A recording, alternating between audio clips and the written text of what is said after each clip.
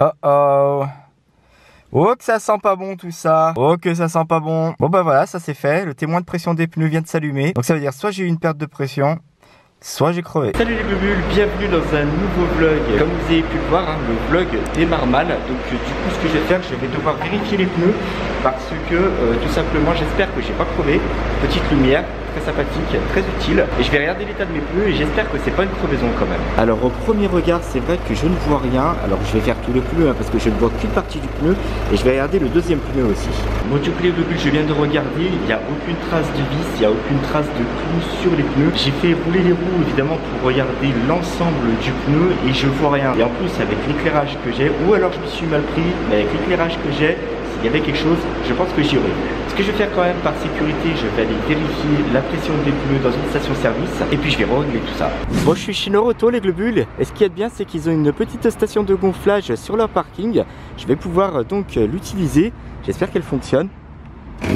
Ouais, elle fonctionne. Apparemment elle fonctionne parce qu'elle fait du bruit. Bah écoutez, c'est parti hein, à faire la pression des pneus. Généralement mes pneus avant ils sont à 2,4 bars. Je vais voir ce qu'il en est.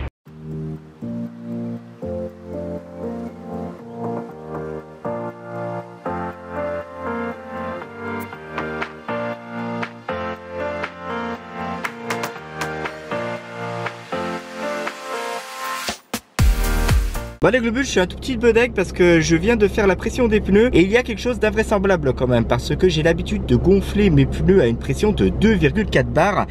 Il se trouve que sur le pneu droit, j'avais 2,7 bars, sur le pneu gauche 2,3 bars.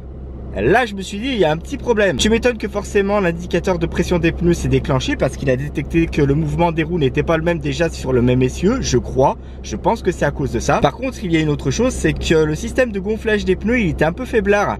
C'est à dire que quand j'ai vu que j'avais mon pneu à 2,3, j'avais du mal à le gonfler à 2,4. J'ai vérifié la pression des autres pneus qui eux étaient tous à 2,6 bars. Alors forcément pour faire descendre la pression des pneus, l'appareil ne posait pas de problème. Par contre pour gonfler le seul pneu qui est à 2,3, c'était un peu la merde quand même. Donc du coup ce que je vais faire, je vais aller dans une autre station. J'espère que le système de gonflage lui ne sera pas trop défaillant au niveau du gonflage.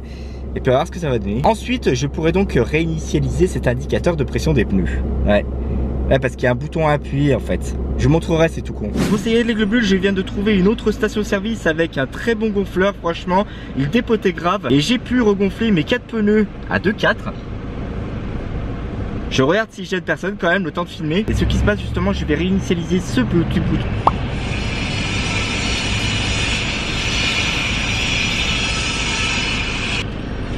Et ce qui se passe maintenant, je vais vous montrer où réinitialiser ce témoin de pression des pneus.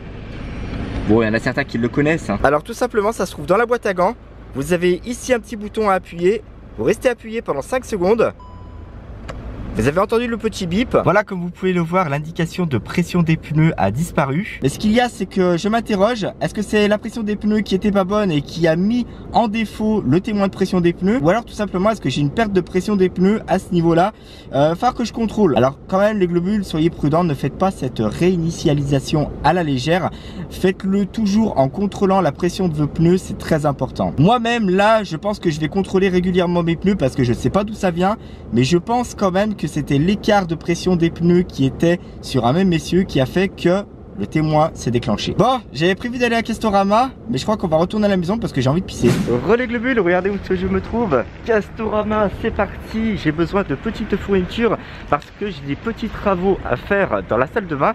Je vais vous montrer ça tout de suite après.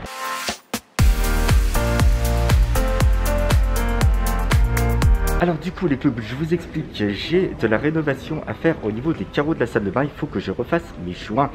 Et ce qu'il se passe, c'est que je ne sais pas du tout où est-ce qu'il faut aller. On va aller au rayon carrelage, je suis sûr qu'on va trouver ce que je cherche. Bon ça y est, je viens de trouver la pâte qui va me permettre de faire les joints du mur. C'est une pâte hydrofugée pour le carrelage. Bah oui, pour la salle de bain, vous vous doutez bien qu'il faut qu'il soit résistant à l'eau hein. Les globules, je viens tout juste de rentrer de chez Castorama et voici ce que j'ai pu acheter pour faire les travaux dans la salle de bain. Dans un premier temps, cette petite réglette, c'est une sorte de taloche, je sais pas trop quoi faire, bref. C'est pour racler, c'est pour bien mettre l'enduit à l'intérieur des trous, hein, des joints. Donc, très important. Ensuite nous avons donc cette petite éponge qui n'est pas petite. J'ai jamais vu une éponge avec une épaisseur pareille. Donc voilà, ça c'est pour nettoyer les carreaux hein, une fois qu'on a fait les joints. Nous avons ici une poche à joints. Comme j'ai des trous au niveau de ces joints, je me suis dit on va déjà l'appliquer avec une poche à joints. Ça permettra vraiment de mettre tout cet enduit à l'intérieur complètement du joint. Ça permettra d'avoir des joints bien remplis. C'est une notion de pâtisserie pour les carreaux de la salle de bain. Et ensuite, ce que je vous ai présenté dans le magasin, cet enduit pour les joints. Voilà, il va falloir refaire de l'enduit, comme j'ai pu faire du plâtre quand j'ai rénové le couloir. Voilà, donc je suis reparti encore pour les travaux, c'est bien cool.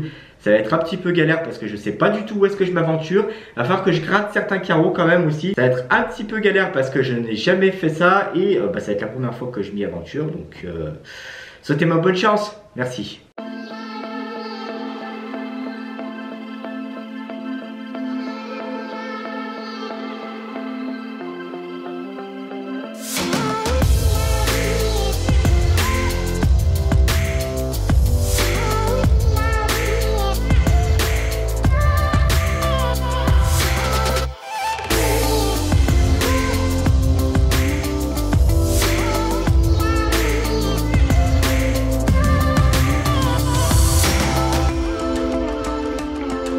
Bon les globules, on regarde pas la tenue vestimentaire pour aujourd'hui, c'est complètement dégueulasse. C'est un vieux t-shirt que je mets habituellement pour faire des travaux. On regarde pas évidemment le col du t-shirt en dessous qui dépasse. Je vais donc commencer les travaux de la salle de bain. Je suis vraiment tendu, je vous dirais, parce que encore une fois, je vous avouerai que je sais pas du tout où est-ce que je vais. Mais bon, il n'y a pas de raison que je m'en sorte pas. Je m'en suis très bien sorti pour le couloir et la cuisine. Bon bah la salle de bain ça va être pareil. Donc là ce que je vais faire, je vais étendre une bâche ici pour pouvoir protéger le receveur. Et regardez là-bas. Vous voyez les joints commencent à faire quelques fissures et c'est pas très beau à voir. Ça pourrait faire des infiltrations d'eau. Donc je vais gratter tout ça dans un premier temps pour pouvoir refaire un joint par-dessus.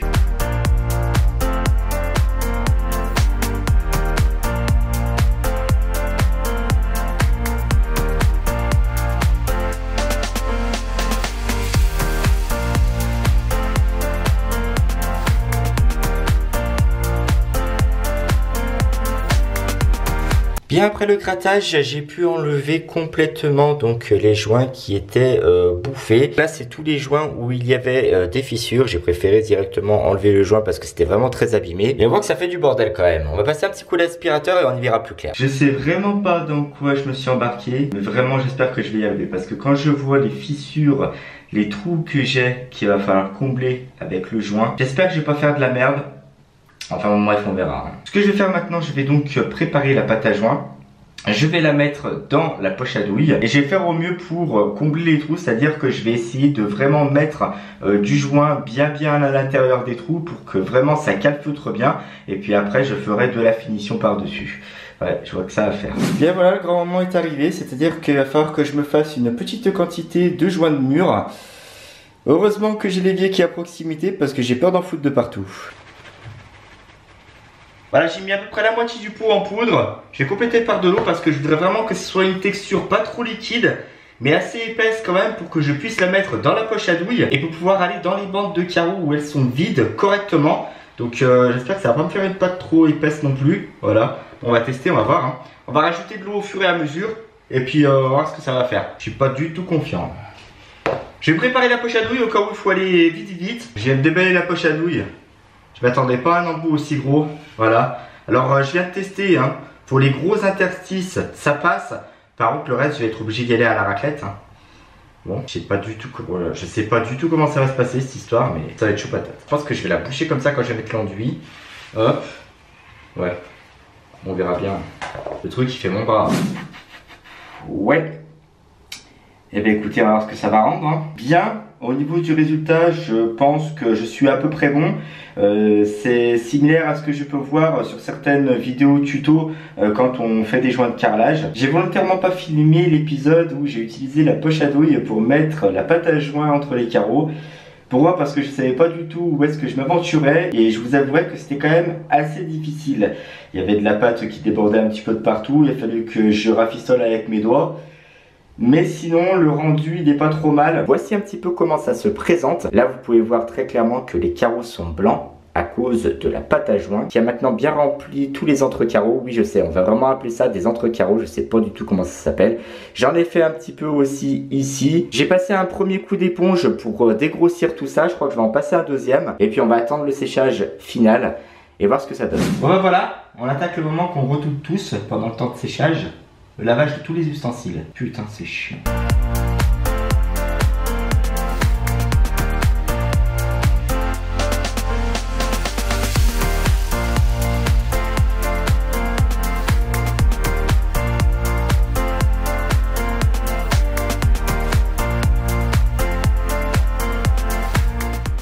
Ça y est, après un petit nettoyage, on peut retrouver l'aspect rose initial des carreaux. Par contre, on voit que ici, les joints ne sont pas encore tout à fait secs. Donc, il va falloir vraiment attendre 48 heures avant de pouvoir reprendre une douche. Le problème, c'est que 48 heures sans prendre de douche, croyez-moi que ça va être tendu. Donc, ce que je vais faire, je vais prendre des sacs poubelles. Je vais les scotcher tout le long du mur, ici, comme ça, pour éviter les projections d'eau sur les joints qui sont pas encore assez secs. Et très sincèrement, j'espère que ça va le faire. Merci les globules d'avoir regardé ce vlog jusqu'au bout. Surtout, n'oubliez pas le petit like sous la vidéo qui fait toujours plaisir. Pour le bon soutien de la chaîne, les globules, n'hésitez pas à regarder les vidéos du début jusqu'à la fin parce que c'est ça l'important soutien pour moi. Et surtout, n'oubliez pas que vous, c'est unique. Et quels que soient vos rêves, n'abandonnez jamais.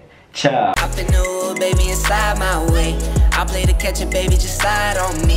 Only time you lie is when you lie on me. Be my forever, baby, come ride my wave. Hop in new, baby, and slide my way. I play the catcher, baby, just slide on me. Only time you lie is when you lie on me. Be my forever, baby, come ride.